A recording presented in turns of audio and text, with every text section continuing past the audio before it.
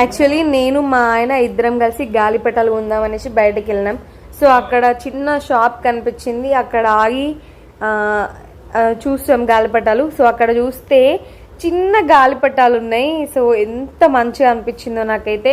So అట్లనే మేము ఒక జర్క దారం ఇంకా ఒక 7-8 గాలిపటాలు తీసుకొని అక్కడ నుండి మళ్ళీ రిటర్న్ ఇంటికి వచ్చేసి సో గాలిపటాలు ఎగిరేయడం అయితే స్టార్ట్ చేసినాం.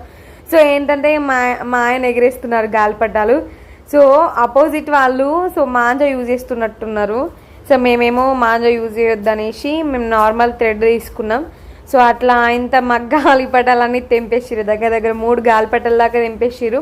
సో తెంపేసినాక మా ఆయన మళ్ళీ గాలిపటాలు కడుతున్నాడు మళ్ళీ ఎగిరేయడానికి. సో అట్లనే కొంచెం ఏమైనా చేసుకెళ్దామనేసి ఆయన కోసం జ్యూస్ వేసుకొని రెడీ చేసి మీదకి తీసుకెళ్తుంటే సో ఆయనే మళ్ళీ నా కోసం రిటర్న్ వస్తున్నారు. సో తర్వాత జ్యూస్ ఇచ్చేసినాక తాగి మంచిగా మళ్ళీ స్టార్ట్ చేసిండు ఫ్రెష్గా గాలిపటాలు ఎగిరేయడం. సో స్టార్ట్ చేసినాక ఏంటంటే మళ్ళీ మా గాలిపటం తెంపేసిరు.